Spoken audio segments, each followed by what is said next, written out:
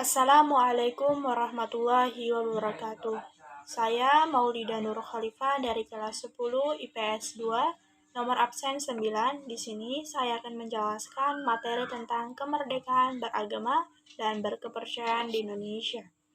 Kemerdekaan beragama dan berkepercayaan mengandung makna bahwa setiap manusia bebas memilih melaksanakan ajaran agama menurut keyakinan dan kepercayaannya.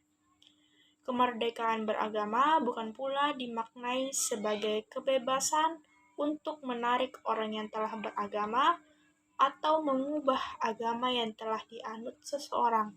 Selain itu, kemerdekaan beragama juga tidak diartikan sebagai kebebasan beragama, kebebasan untuk beribadah yang tidak sesuai dengan tuntunan dan ajaran agama masing-masing.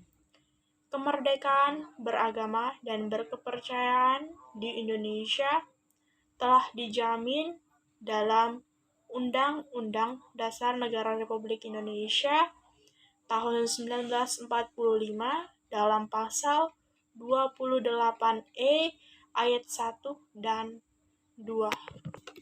Ayat 1 berbunyi, setiap orang bebas memeluk agama dan beribadah menurut agamanya, memilih pendidikan dan pengajaran, memilih pekerjaan, memilih kewarganegaraan, memilih tempat tinggal di wilayah negara dan meninggalkannya, serta berhak kembali.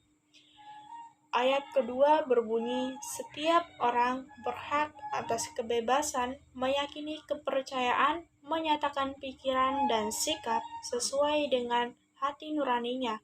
Di samping itu, dalam pasal 29 Undang-Undang Dasar Negara Republik Indonesia tahun 1945 ayat 2 disebutkan bahwa negara menjamin kemerdekaan tiap-tiap penduduk untuk memeluk agamanya masing-masing dan untuk beribadah menurut agamanya dan kepercayaannya itu.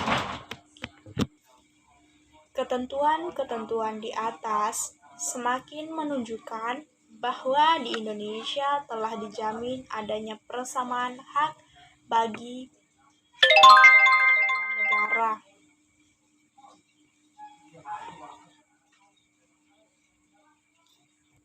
untuk menentukan dan menetapkan pilihan agama yang ia anut, menunaikan ibadah, serta segala kegiatan yang berhubungan dengan agama dan kepercayaan masing-masing.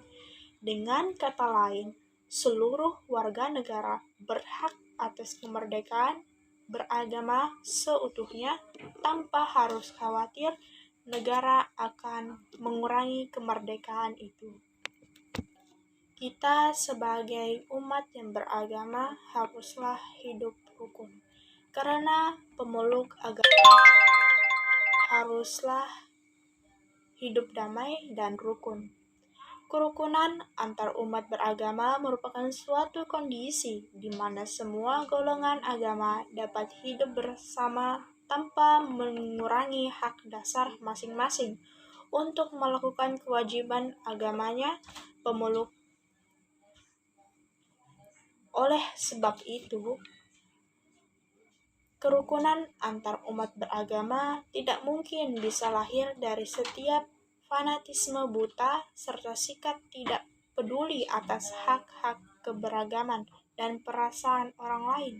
Namun, dalam hal ini tidak juga bisa diartikan bahwa kerukunan hidup di antara umat memberi ruang sebagai campur tangan unsur-unsur tertentu dari agama berbeda, karena hal tersebut akan merusak nilai agama itu sendiri.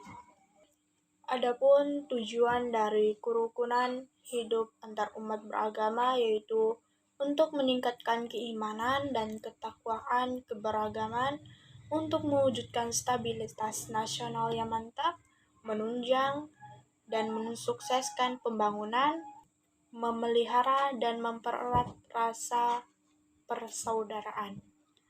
Adapun fungsi dari kerukunan hidup antar umat beragama yaitu menjaga ketentraman masyarakat saling menghormati antar umat beragama, mencegah terjadinya pertentangan antara agama yang satu dengan agama yang lain, mempersatukan perbedaan antar umat beragama.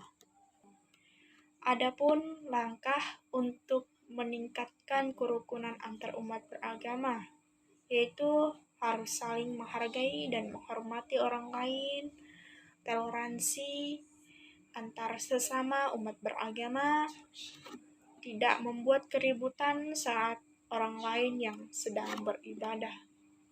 Itulah penjelasan materi tentang kemerdekaan beragama dan berkepercayaan di Indonesia dari saya.